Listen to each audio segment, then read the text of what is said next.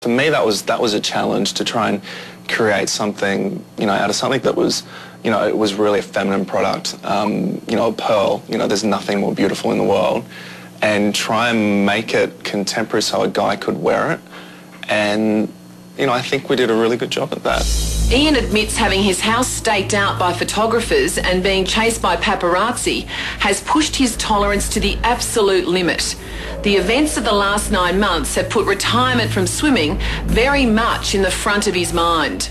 I toy with that question, virtually daily, because, I love training, I love racing, but, the things that come with it, the unwanted attention, all of these things that affect my family, the stories that go on, they get to you and it does affect you. And, I start to question, is this actually worth it? Is it what I want?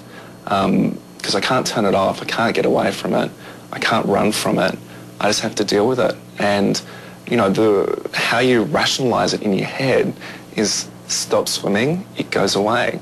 And, it's a solution that I don't really want to even think about. But over the last couple of months, it's in my head every day that, that's the way I can make this stop. And, I've been very close. And I'm not saying that I won't get to that point again, because I can't assure anyone that, because I know how it makes me feel.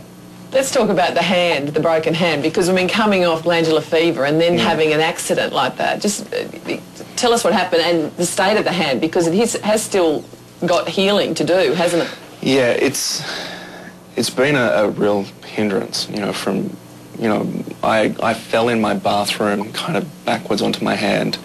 I snapped 2 bones in it, the middle bone in my hand, and then the one to the side of it as well. I have 5 screws screwing it back together with a titanium plate.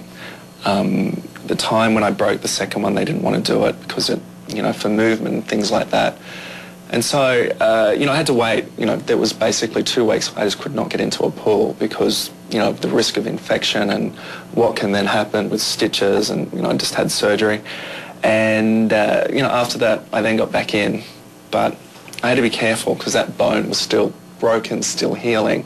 And, I'm competitive. I just wanted to push it. And so, at first, I had to be really wary of it.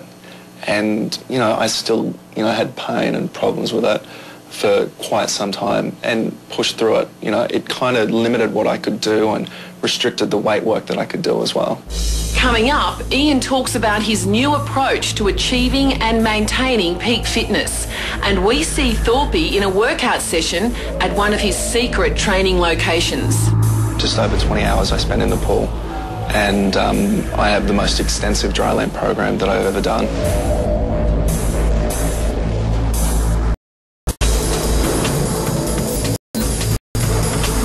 Despite weeks of press speculation on his future, Ian has clearly been working hard to regain peak fitness in recent months. He explained he's currently training about 40 hours a week, and around half that time is spent with internationally recognised swimming coach Dave Salo. But Ian has also embraced extensive land training sessions, which he believes have the potential to remove what he described as rest time in his swimming stroke. Just over 20 hours I spent in the pool. And I have the most extensive dryland program that I've ever done. I'm using a number of different experts from around the world to make that program work, and so that it's quite functional. The problem with swimming is you can't really get a lot of what you do on land to translate and transfer into the pool. And so I'm trying to utilise, people that know how to make that happen. And thus far it's been going really well. I'm really pleased with the dryland work I do and how it's actually impacting on my swimming in a very positive way. A lot of work with medicine balls, quite a wide variety. One of the things, I actually think now I'm quite athletic, whereas before I used to just be a swimmer. But kind of the skills that I'm getting from doing these things on land, I'm actually using in the pool, where swimmers are, really lanky and they kind of fall through different parts of it. I'm avoiding a lot of that so that there's no pauses in my stroke, there's no rest time. And so the intensity starts to increase. And I've learnt most of those skills from being on the land because I have so many things trained into me that it's really hard to detrain them in the pool. And so I've tried to detrain them on land, then put it into the swimming. What's an example of that? At the front of my stroke, I pause, I rest. And, you know, basically it's from countless numbers of kilometres that you've spoken about before. And you learn to do it to get a rest in your stroke. So it's quite, it's dysfunction in your stroke. It's not a functional part. You put your arm out there, you stretch it out further. You're not pulling on anything. It's not of any benefit to you except for that little rest that you get. But then you have to reset for the next stroke, and it's not continuous how a swimming stroke should be. What about, you've got some experts back home who say that you've got, I think, about 110 days to prove that you can, in fact, be the Ian Thorpe you once were.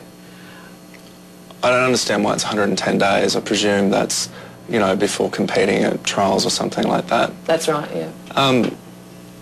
Yeah, they're probably right. You know, that might be true, it might not be.